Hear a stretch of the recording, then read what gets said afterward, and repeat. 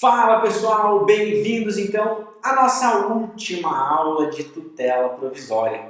Pois é, estamos encerrando a parte expositiva dessa disciplina, na verdade desse nosso bimestre aí que a gente está falando sobre tutela provisória.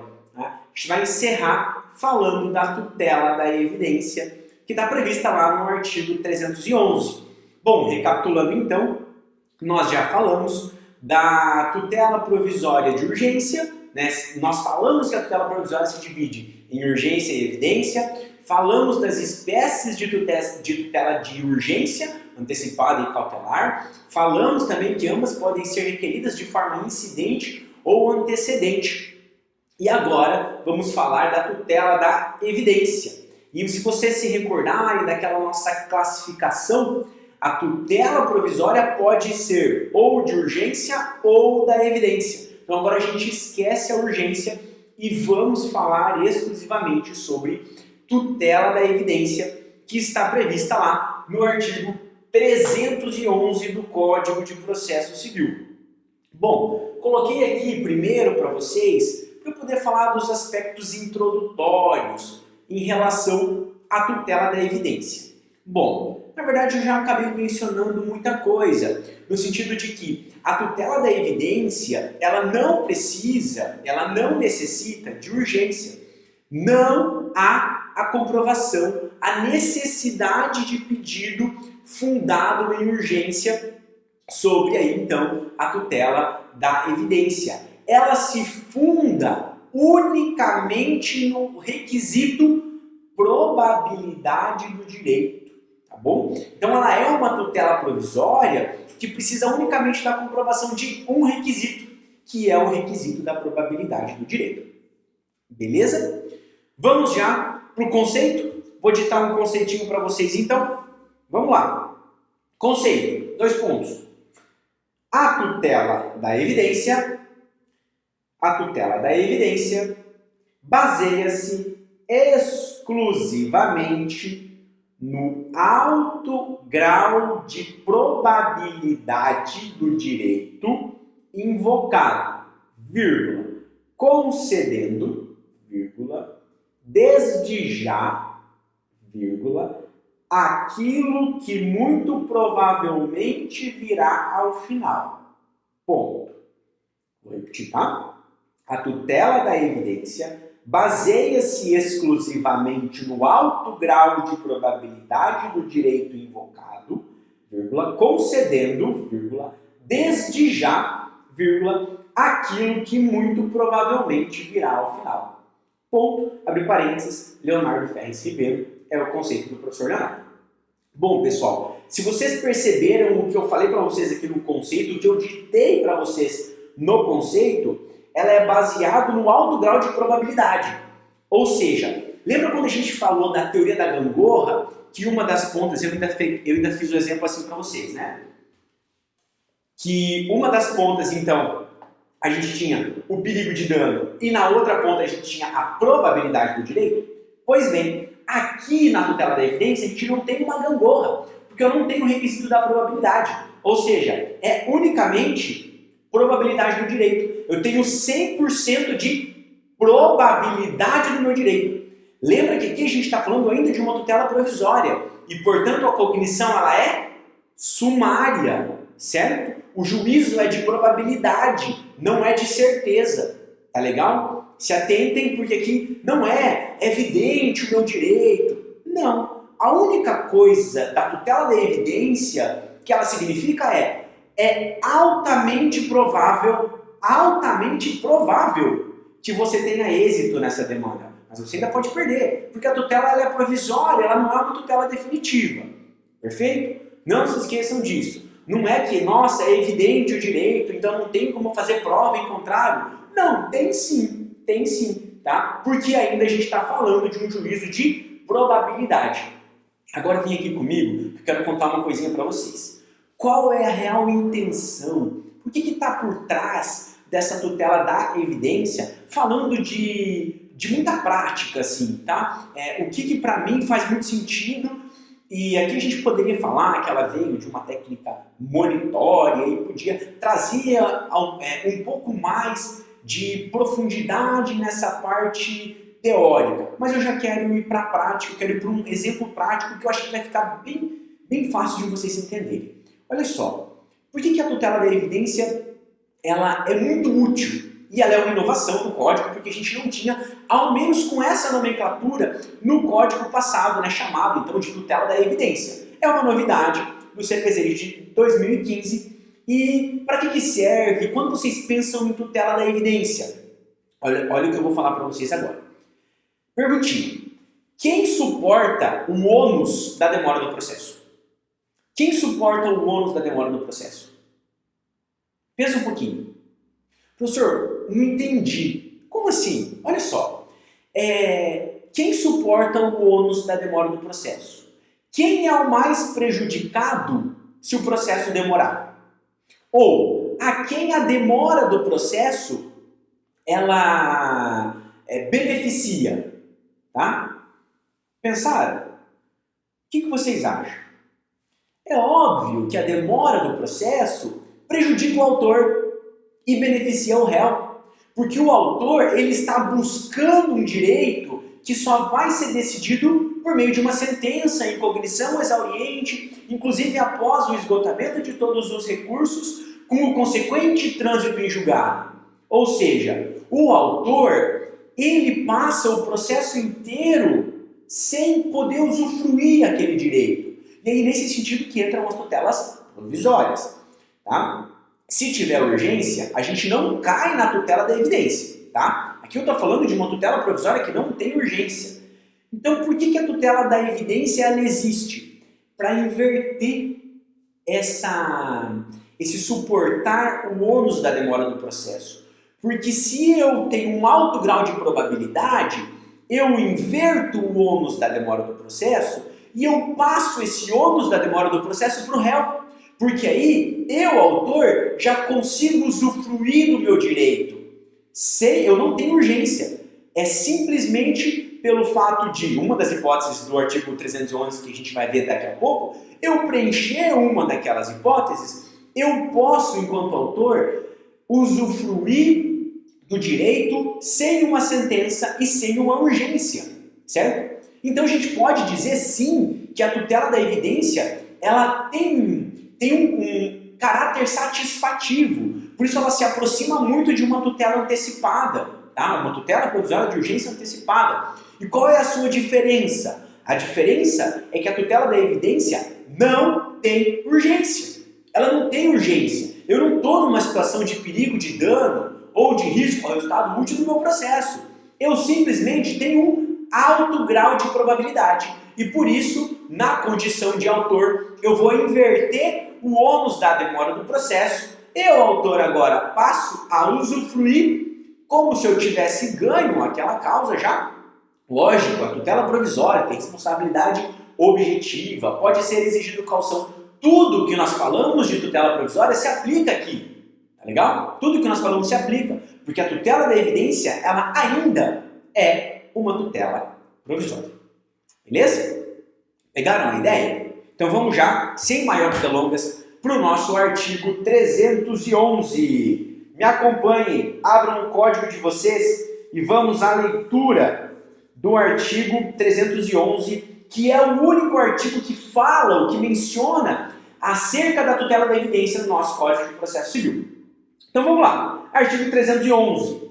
A tutela da evidência será concedida independentemente da demonstração de perigo de dano ou risco ao resultado útil do processo. Quando? Ou seja, eu não tenho demonstração de perigo. Não há necessidade de comprovação do requisito perigo de dano ou risco ao resultado útil do processo na tutela da evidência. Ela é uma tutela provisória pautada unicamente na probabilidade do direito. E é probabilidade, não é certeza. Eu estou batendo nessa tecla mesmo para ver se vocês conseguem, se eu consigo entrar aí na cabeça de vocês entenderem que é probabilidade, é provável, é tutela provisória, é cognição sumária. Beleza? Ótimo. Vamos já para as 4 hipóteses, então, de possibilidade de concessão da tutela da evidência. Só me acompanhe no quadro então, falei dos aspectos introdutórios, ditei o conceito para vocês e agora nós vamos às 4 hipóteses. Olha como eu coloquei aqui no quadro, ó. Hipótese 1, 2, 3 e 4, ou seja, incisos 1, 2, 3 e 4. São essas as 4 hipóteses de tutela da evidência que nós temos e as 4 são os 4 incisos do artigo 311. Maravilha! Primeira hipótese. Inciso 1. Ficar caracterizado o abuso do direito de defesa ou o manifesto propósito protelatório da parte. O que isso quer dizer? Quer dizer que para que eu possa conseguir uma tutela da evidência, eu preciso que a parte adversa esteja abusando do seu direito de defesa ou esteja agindo em manifesto propósito protelatório. O que a gente pode dividir em 2, né? Primeira parte ali, ó, abuso do direito de defesa. O réu, por exemplo, ele está abusando dos recursos, ele está abusando das petições, eu estou usando abusando porque é a palavra que o código nos traz, tá? Ou seja, ele está dificultando o trâmite processual, ele está abusando do seu direito de defesa. Ou ficar caracterizado o manifesto propósito protelatório da parte. Ou seja, o manifesto é nítido, é claro, é evidente. O manifesto propósito, o propósito dele, a intenção dele de protelar. Protelar é de enrolar. Eu estou vendo que a parte adversa está querendo enrolar o processo. Ela está pedindo a oitiva de uma testemunha que não se acha endereço ou uma testemunha que não vai contribuir muito para a elucidação daquele caso, ou ela está apresentando petições infundadas. Nesses casos, ou do abuso do direito de defesa, ou do manifesto de propósito protelatório da parte, você, na condição de parte lesada, praticamente em todos os casos aqui é o autor, né, ou na maioria dos casos, não vamos generalizar, né, na maioria dos casos é o autor que está suportando o ônus da demora do processo porque ele está buscando uma concessão de um direito. E o réu, ele está usufruindo, por exemplo, daquele direito. Digamos que seja uma rescisão contratual de algum veículo. Esse veículo está com o réu, então ele está lá tranquilo, ele que não pagou o autor. E o autor está aqui pleiteando, né, uma tutela definitiva para que possa resolver esse seu conflito. Então o réu é bom para ele enrolar o processo. Para o autor não. Quanto mais o processo ele é enrolado, quanto mais o processo ele não chega ao seu final, mais ele vai sendo prejudicado. E aí que entra a tutela da evidência. Então eu vou trazer, eu na condição de autor, eu vou provar para o juiz, né, que o meu direito é provável, certo? E aí tem doutrinadores que falam que a única prova que você pode exigir, ou seja, a probabilidade do seu direito está na má-fé da parte adversa em agir em abuso de direito de defesa ou manifesto propósito protelatório do processo. Então você traz isso e fala, juiz, opa, tutela da evidência, o meu direito é provável, e tem uma outra parte doutrinária que fala, eu preciso provar a probabilidade do meu direito, mas a má-fé da parte adversa, ou seja, eu provo que eu tenho pelo menos um indício, né, que seja provável que eu obtenha êxito em tutela definitiva e eu comprovo que o réu, por exemplo, está agindo em manifesto propósito protelatório, está manifestamente enrolando o processo e eu peço uma tutela da evidência buscando o quê? Inverter esse ônus da demora do processo. E eu passo ele para o réu e eu, autor, passo, por exemplo, a usufruir em tutela provisória daquele objeto, daquela discussão que está tendo ali naquele processo. Tá legal? Essa é a primeira hipótese. Segunda hipótese, muita atençãozinha aqui, ó. As alegações de fato puderem ser comprovadas apenas documentalmente e houver tese firmada em julgamento de casos repetitivos ou em súmula vinculante. Então aqui no inciso 2 nós precisamos de duas coisas. Nós precisamos, primeiro, que o meu direito precisa ser comprovado apenas documentalmente. tá? Ou seja, eu não preciso ouvir testemunha e eu não preciso fazer perícia. A minha petição, por exemplo, eu estou alegando uma cobrança indevida de tributos e eu apresento, então, um documento ali onde está se cobrando aquele tributo de mim enquanto contribuinte, tá? É uma prova apenas documental, tá? Não posso exigir, não posso necessitar de perícia ou da oitiva de testemunhas, beleza? Mas, adição, porque eu tenho um outro requisito aqui, que é a tese de julgamentos repetitivos ou em súmula vinculante. Ou seja, os tribunais superiores já decidiram sobre aquela tese. Digamos, nesse nosso exemplo ilusório, que aquela cobrança daquele tributo era indevida. Ou seja, eu tenho uma tese firmada em julgamento de recurso repetitivo ou numa súmula vinculante, dizendo que não pode ser cobrado aquele tributo, e eu tenho um documento, um carnê, que o ente estadual, municipal ou federal está cobrando aquele tributo de mim. Certo? Ou seja, eu tenho uma prova apenas documental, exige-se unicamente a prova documental, não preciso ouvir testemunha para dizer que está sendo cobrado um tributo de você. E já tem uma tese firmada em julgamentos repetitivos ou em súmulas vinculantes pelos tribunais superiores dizendo que aquela cobrança é indevida. Então, opa, me dá, juiz, uma tutela da evidência. E isso aqui você já pode pedir liminarmente, né? Porque não precisa da manifestação da parte adversa. Então, ó, eu já falo, juiz, agora, liminarmente, já me concede essa tutela da evidência, me isentando, enfim, da cobrança desse tributo. Percebe que eu não preciso vir e comprovar que eu vou ter um perigo, de que eu vou ficar sem dinheiro. Você não precisa provar perigo, porque a tutela ela é de evidência. Ela só precisa da probabilidade. Tá? E aí aqui, especificamente nesse ponto 2, aqui é bem importante a análise aí do novo sistema de precedentes feito pelo Código de Processo Civil de 2015, porque aqui a doutrina começa a dizer, muito aí capitaneada pelo professor Marinoni, que a gente precisa interpretar esse inciso 2 como uma forma de interpretação extensiva. Porque a gente precisa não só ficar falando que unicamente em súmula vinculante e julgamentos repetitivos que eu posso conseguir uma tutela da evidência, mas sim de todas as formas em que houver uma vinculação dos juízes de primeira instância, por exemplo, aos tribunais superiores, como é o caso, por exemplo, do IRDR, né? Que a gente tem um incidente de resolução de demandas repetitivas. Então aqui a gente pode começar a fazer uma interpretação extensiva desse inciso 2 para não ficar vinculado unicamente à súmula vinculante e julgamento em casos de recurso repetitivo. Tá? Então essa é a nossa segunda hipótese. Terceira hipótese. Se tratar de pedido reipersecutório fundado em prova documental adequada do contrato de depósito, né? Caso em que será decretada a ordem de entrega do objeto custodiado sob cominação de multa. O que acontece aqui nesse inciso 3, pessoal?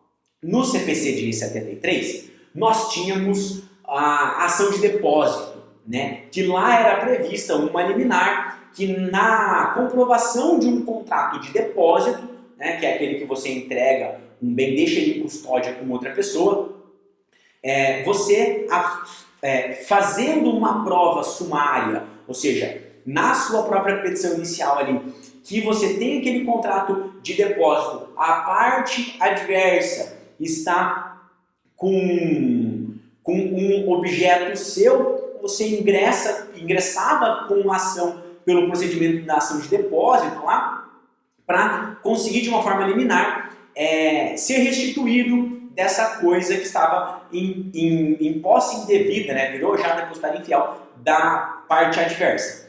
O novo CPC, por ele ter extinto essa ação de depósito, ele trouxe aqui no inciso 3 a possibilidade ainda de você tentar reviver, né? De tentar continuar utilizando o contrato de depósito, onde o legislador entende que para que você consiga obter uma liminar ou uma tutela provisória para conseguir buscar esse objeto esse objeto móvel, que é objeto de um contrato de depósito, basta unicamente você chegar e comprovar que a parte, que você tem um contrato de depósito, que a parte depositária ela está em mora e que você então precisa ali pegar aquele bem e trazer para sua posse. Tá? Então essa é a nossa terceira hipótese, que ela é específica para o contrato de depósito. Tá? Essa hipótese ela também não precisa da manifestação da parte adversa. Então ela pode ser pleiteada e inclusive deferida de uma forma liminar, ou seja, no início do processo. Legal? Quarta e última hipótese da tutela da evidência. A petição inicial foi instruída com prova documental suficiente dos fatos constitutivos do direito do autor, a que o réu não opõe a prova capaz de gerar dúvida razoável. Olha que esse inciso ele é bem interessante. Ele vai trazer o seguinte: concede-se tutela provisória ao autor caso ele faça uma prova documental na sua petição inicial e o réu, a que o réu não oponha prova capaz de gerar uma dúvida razoável. Bom, essa prova documental feita pelo autor, ela deve comprovar, de um juízo de probabilidade muito alto aqui, acerca dos fatos constitutivos do seu direito. Você já sabe, o autor prova os fatos constitutivos do seu direito e o réu, ele tem o ônus de provar fato impeditivo, extintivo ou modificativo do direito do autor. Então o autor traz a sua petição inicial, traz a prova documental para comprovar os seus pedidos e o réu não opôs uma prova capaz de gerar uma dúvida razoável. Ou seja, o réu apresenta a contestação e na contestação dele eu não tenho uma prova, alguma alegação capaz de gerar uma dúvida razoável acerca do que o autor está alegando. Nesse aspecto, é possível o autor pleitear, então, a tutela da evidência. Veja-se que aqui é imprescindível a manifestação do réu, tá legal? É imprescindível a manifestação do réu. Ou seja, e eu já vi isso, tá? Eu já vi isso, não cometam esse erro.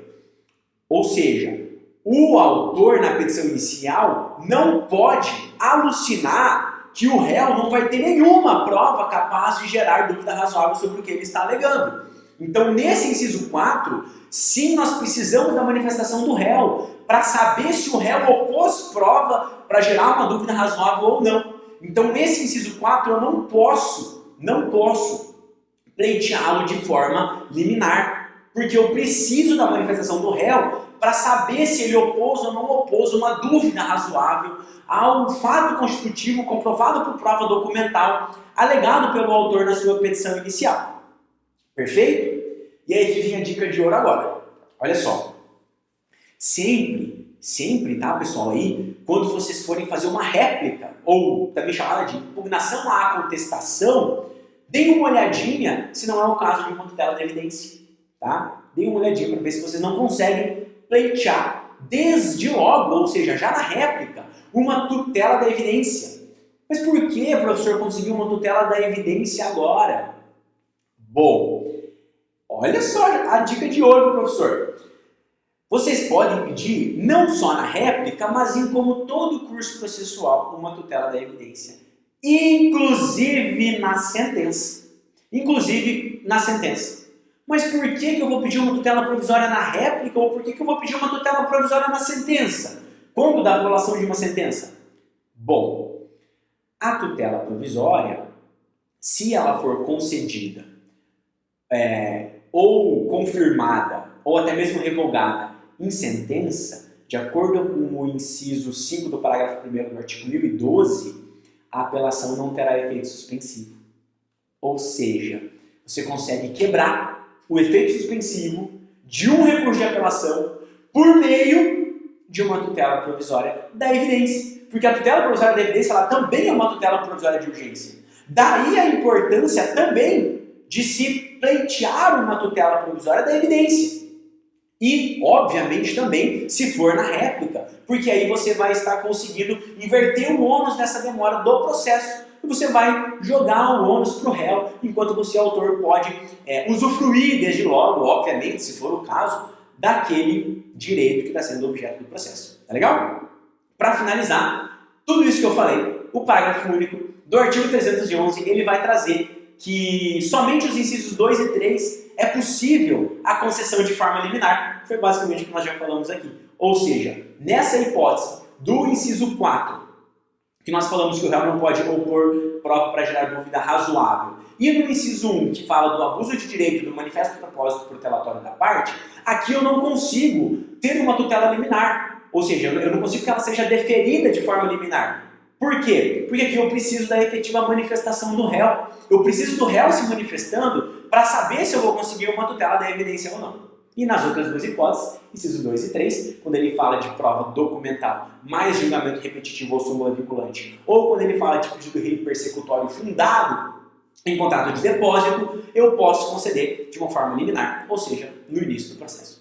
Beleza, pessoal? Terminamos então a nossa parte expositiva, terminamos o nosso curso aqui, né, sobre tutela provisória. Vejo vocês na sala de aula daqui a pouco com as dúvidas para que a gente possa debater esse assunto. Até mais!